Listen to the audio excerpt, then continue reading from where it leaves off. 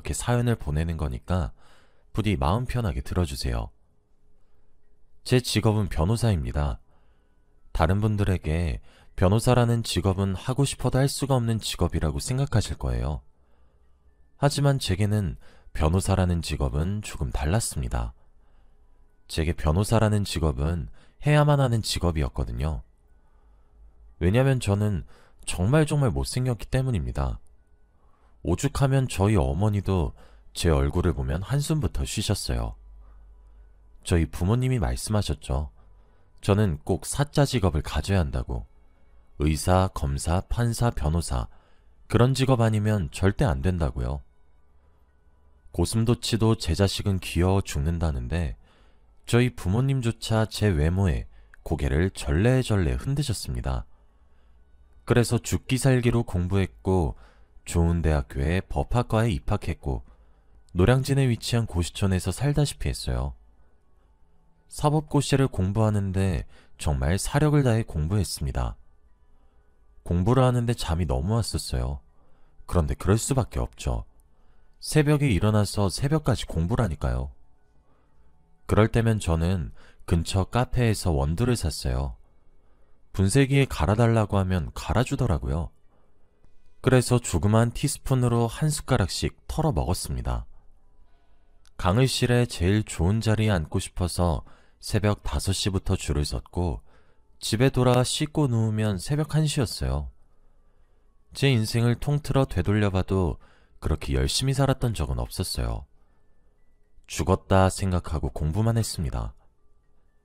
당연히 사법고시는 우수한 성적으로 패스했습니다.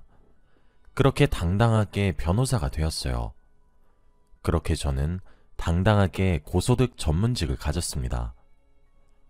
앞서 말씀드렸다시피 저는 정말 못생겼습니다. 눈도 단추구멍처럼 작고 코도 휘어졌어요.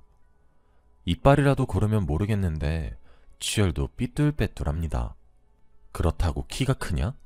그것도 아니에요. 제 키는 168cm 되거든요. 얼핏 보면 여자애들이랑 제 키가 조금 비슷할 정도니 말 다 한 셈이죠. 매일 책상에 앉아 공부만 하는 인생을 살아서 그런지 친구를 많이 알고 있지도 않고 어깨가 안으로 말렸고 목도 거북목이에요. 제가 거울을 보면서 스스로를 돌아봐도 진짜 답이 없다고 생각하기도 합니다. 저희 부모님께는 제가 하나뿐인 외동아들이었어요. 그래서 모든 재산을 물려줄 테니 결혼해서 자식만 낳아주기만을 바라셨어요. 그래서 어렸을 때부터 그렇게 주구장창 공부를 시켰던 거였죠. 전 외모가 매우 별로였기 때문에 그래서 능력만 키웠습니다. 저는 결혼이 너무 하고 싶었거든요. 게다가 저희 집 무척이나 잘 살아요. 저희 아버지랑 어머니 앞으로 건물이 몇 개 있어서 그런지 저희 가족이 살았던 아파트도 강남 한복판에 위치하고 있어요. 두 분 다 일을 하시고 있으시지만 건물세로 받는 불로소득이 솔직히 억소리가 납니다. 고소득 전문직에다가 좋은 성적으로 졸업한 인지였기 때문인지 제 연봉도 자세하게 말씀드렸긴 어렵지만 억소리가 날 정도입니다. 하지만 결혼정보회사에 등록을 해도 애프터 신청은 오래가지 않았어요. 제가 매력이 없는 것도 맞다고 생각을 하긴 했어요. 그러다 35이 되던 해에 결혼정보회사를 통해서 선자리가 하나 들어왔습니다. 실제로 만나니까 진짜 이쁜 얼굴을 가졌고 저보다 키도 3cm 정도 더 컸어요. 그래서 솔직히 위축이 되었습니다. 저와는 급이 다르다는 생각이 진짜 많이 들었거든요. 하지만 그 여자와 나눈 모든 이야기가 재미있었고 저는 안 될 거란 생각을 하면서도 애프터 신청을 했습니다. 그런데 의외로 제 애프터 신청을 그 여자가 받아주더군요. 그리고 제가 마음에 든다고 했어요. 그렇게 결혼을 전제로 만나게 되었고 솔직히 연애를 시작함과 동시에 결혼 준비도 시작했어요. 저희 어머니랑 아버지는 입이 찢어져라 좋아하셨죠. 진짜 예쁘고 착한 며느리를 만났다고 생각을 했거든요. 하지만 아내는 얼굴을 제외하고는 별로 뛰어난 능력은 없었습니다. 얼굴은 정말 소름 끼치게 이뻤지만 공부에는 재능이 없었다고 하더라고요. 그리고 처가댁도 그리 넉넉한 집안은 아니었고요. 그래도 그게 뭐가 문제가 되겠습니까? 모자라면 제가 도우면 될 것이고, 그래야 가족이니까요. 그렇게 전 아내와 결혼을 했고, 아내는 5천만 원을 들고 제게 시집을 왔어요. 저희 신혼집은 강남에 있었던 40평대 아파트에서 시작했습니다. 저희 아버지 뜻에 따라 제 명의로 미리 사놨던 아파트였는데 신혼집으로 사용하게 되었죠. 아내는 자신이 최선을 다해 모은 돈이라고 얼마 안 되지만 성의를 표현하고 싶다며 제게 5천만 원을 내밀었고 그 모습조차도 진짜 무척이나 성스럽게 느껴졌습니다. 예쁜데 착하기까지 하니 진짜 신은 불공평하다고 생각했죠. 하지만 전 아내와 결혼을 하고 얼마 지나지 않아 아내의 이중적인 실체를 알게 되었어요. 신은 공평했거든요. 아내는 결혼을 하면서 일을 그만두었고 전업주부로 전향을 했습니다. 하지만 그렇다고 해서 집안일을 하진 않았어요. 청소하시는 도우미를 썼고 밥을 해주는 도우미를 따로 썼거든요. 아내가 하는 일이라고는 제 명의의 카드를 들고 백화점에 쇼핑을 가거나 골프를 치러 가거나 사치스러운 취미생활을 하는 것 뿐이었습니다. 그래도 제게 빵긋빵긋 웃으면서 제잘거리는 모습이 너무 예뻐서 뭔들 못해주겠나 싶었어요. 하지만 그것도 신혼의 달콤함을 느끼던 그 잠깐이었습니다. 결혼하기 전에는 제게 곧잘 애교도 잘 부려주고 사근사근하게 말도 해주고 그랬는데 아내는 결혼을 하고 난 뒤 정말 급작스럽게 사람이 바뀌어가기 시작했거든요. 아내는 원래 하지도 않긴 했지만 집안일에 손도 대지 않았고 점차 저를 하대했습니다. 음식물 쓰레기를 버리는 일도 재활용 분리수거라는 일까지도요. 그래도 그것까진 참을 수가 있었어요. 하지만 아내가 저를 남편으로서, 남자로서 무시하는 것까지는 차마 참기가 힘들었어요. 저희 부부는 결혼을 하자마자 아이를 가졌습니다. 제 오랜 소원이었거든요. 딸과 아들로 이루어진 이란성 쌍둥이였습니다. 그런데 아내는 아이를 출산하자마자 제 손길을 피하기 일쑤였습니다. 제가 손이라도 잡을라 치면 마치 벌레라도 내쫓는다는 듯 기겁하며 허위허위하는 손짓을 했고 분위기라도 잡아볼까 하면 냅다 소리를 악 지르고 각방을 썼어요. 저는 이 여자와 결혼을 하고 난 뒤에는 달콤한 행복에 젖어 살 것이라고 생각했는데 제가 처한 현실은 지옥이었습니다. 사실 키도 작고 못생겼다는 사실은 이미 자각하고 있었기 때문에 별로 상처받진 않았었어요. 솔직히 결혼을 하면서 이런 경우가 있을 거라고 스스로도 이미 생각하고 있기도 했고요.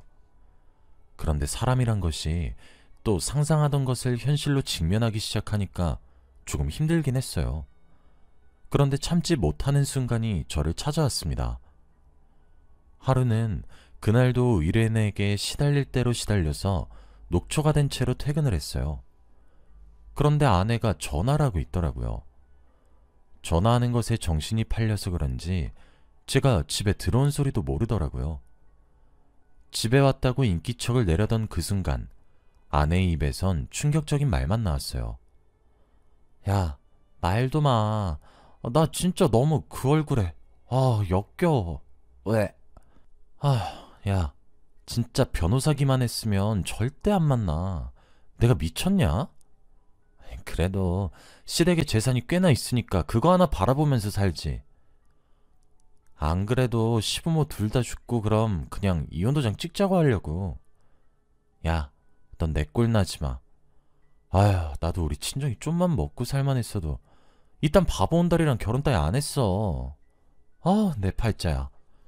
등등의 말을 랩이라도 하듯이 줄줄줄 쏟아내고 있었거든요. 저는 너무 충격받았습니다. 저도 알고는 있었어요. 제가 가진 직업과 명예, 그리고 저희 부모님이 가진 재력까지 매력 포인트인 만큼 그것만 바라보고 절 만나는 여자도 있을 거라고 말이에요. 그리고 제 아내도 그걸 고려하지 않았을 거라고 상상하지도 않았어요. 제가 그래도 명색이 변호사인데 그 정도로 순진하진 않았거든요. 하지만 재산만 빼돌리고 왔을 거라고는 생각하지 못했어요. 그래도 제게 조금의 정이 있을 거라 믿었고 믿고 싶었던 것 같습니다. 여러분들은 그런 상황에서 어떻게 행동을 했을 것 같으신가요? 당장 아내가 전화하고 있는 방에 방문을 열고 고래고래 소리를 칠 것 같나요? 아니면 그것도 입이라고 나불거리고 있는 주댕아리를 한 대 칠 것 같나요? 그것도 아니라면 아내에게 실망했다고 화를 벌컥 낼 것 같나요? 안타깝게도 저는 세 가지의 방법 모두 사용하지 않았습니다. 저는 조용히 물러나는 것을 택했어요. 씁쓸했지만 아내에게 화를 낼 수가 없었거든요. 저도 제가 못생겼다 생각하고 있어서요. 저는 저런 여자와 더는 살지 못하겠다고 생각했어요. 그래서 혼자 조용히 협의이혼 서류를 준비하자고 결심했어요. 그날 밤 차마 깨어있는 아내를 보는 것은 힘들 것 같아 야근이 있다고 거짓말을 치고 새벽에 들어갔습니다. 아내는 방에서 새근새근 소리를 내며 자고 있더군요. 저희 사이에 태어난 아이조차 엄마인 아내는 제대로 돌보지 않는 것을 알게 되니까 이제 진짜 끝이구나 하는 생각밖에 들지 않았어요. 쌍둥이조차도 베이비시터를 이용해서 돌보게 하더군요.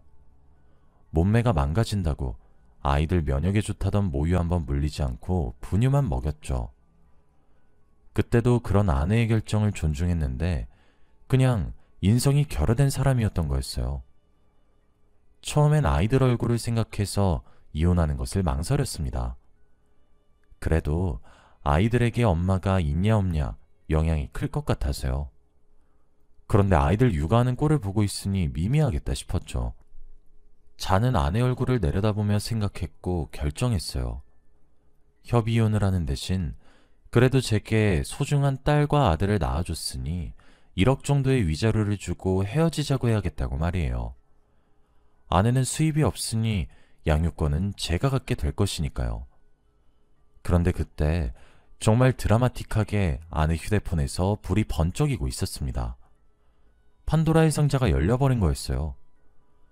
홀린 듯이 다가가 아내의 손가락을 이용해 잠금을 해제했고 아내의 메신저를 찾아봤어요. 아내는 제가 생각했던 것보다 더더욱 최악인 사람이었습니다. 아내의 휴대폰에는 장미꽃, 동백꽃, 해바라기 꽃의 이모티콘으로 저장된 사람이 셋 있었어요. 그리고 그 사람들 한 명 한 명씩 들여다보니 셋 다 남자더군요. 그리고 아내의 가장 절친한 친구와 나눈 채팅방도 읽었었어요. 모든 정황이 하나씩 맞춰지더군요. 아내는 꽃밭이라 칭하더군요. 그 3명의 남자를요. 한 사람은 나이트에서 불장난을 하다 알게 된 유부남이었고 또 한 사람은 호스트바에서 아내를 접대했던 20대 초반의 풋내기였으며 또 다른 한 사람은 그냥 파트너로 오랜 시간 동안 아내와 친구로 지내온 저희 또래의 미혼남이었습니다. 제가 진짜 얼마나 기가 막히던지. 아내는 그들을 자신의 꽃밭이라고 칭하며 하루에 한 명씩 골라 잡아서 만남을 가지고 있었습니다. 대화 내용을 읽어보니 저희 집에도 여러 차례 데려왔더군요. 위자료를 준다거나 협의이혼을 한다거나 그것들은 다 제가 짠 어이없는 계획이었고 당장 취소했습니다. 그리고 저는 화려한 복수를 기획하기 시작했어요. 앞서 말했다시피 전 변호사입니다. 그리고 저는 그 중에서도 이혼소송 전문 변호사입니다. 저는 인생은 호락호락하지 않다는 것과 지렁이도 밟으면 꿈틀한다는 것을 보여주고 싶었고 제 앞에서 무릎 꿇고 앉아 싹싹 비는 아내의 모습을 원했습니다. 여자가 한이설이면 온유월에도 서리가 내린다 하죠. 근데 남자도 마찬가지입니다. 한이 맺히니 한여름에 눈이 오는 것 같더군요. 저는 베이비시터들의 육아를 핑계대며 홈 CCTV를 달았습니다. 아내는 기계에 대해서 문외한이거든요. 좀 멍청할 정도로 말이에요. 요즘 시대가 어느 때인데 CCTV로 실시간을 볼 수 있다는 사실조차 모르더군요. 길게도 기다리지 않았습니다. 딱 3주 기다렸어요. 저는 3주 내내 지금 맡고 있는 소송이 너무 중요해서 야근을 한다고 핑계를 대면서 증거만 잡았습니다. 밤마다 집에 들어가서 자고 있는 아내의 휴대폰 속 대화들을 기록으로 남기면서 증거를 만들었어요. 그리고 그 남자들을 우리 집에 끌어들이기만을 기다렸죠. 며칠 지나지 않았는데 장미꽃을 집에 들였고 둘이서 소파에서 한 번, 저희 부부 침실에서 한 번, 그렇게 유부남과 총 2번의 그 짓거리를 하더군요. 녹화했습니다. 그리고 또 일주일이 지나니까 동백꽃이 집에 들어오더군요. 어린 호스트바 놈이랑 집안 곳곳을 돌아다니면서 역겨운 짓거리를 하는데 서로 사랑한다고 속삭이는 모습 또한 녹화했습니다. 마지막으로 또 일주일이 지났습니다. 그랬더니 해바라기 꽃으로 저장된 아내의 오래된 친구이자 파트너인 남자의 모습도 녹화했어요. 그리고 하나둘씩 처가에다가 지원하는 돈도 끊었고 카드도 정지했으며 처남 밑으로 지원해주던 돈도 끊었어요. 처가댁에서는 가진 것은 쥐뿔도 없으면서 딸 가지고 장사를 하시던 집안이었습니다. 아내 얼굴이 예쁘다는 이유 하나만으로 제게 머슴처럼 굴기를 강요하셨었거든요. 그리고 장인어른과 처남이 제게 각각 2억씩 빌려왔었습니다. 사업을 벌이겠다는 개소리라면서요. 그것도 내용 증명을 싹 보냈습니다. 당연히 아내의 친정에서는 난리가 났죠. 아내가 제게 전화를 걸어 발악을 하더라고요. 당장 집으로 오라면서요. 참나, 오라고 하면 누가 못 갈 줄 아나 보더군요. 당당하게 집으로 갔고 보자마자 아내 뺨을 냅다 쳤습니다. 아내는 할 말을 잃은 듯 분노에 찬 눈초리로 절 노려봤어요.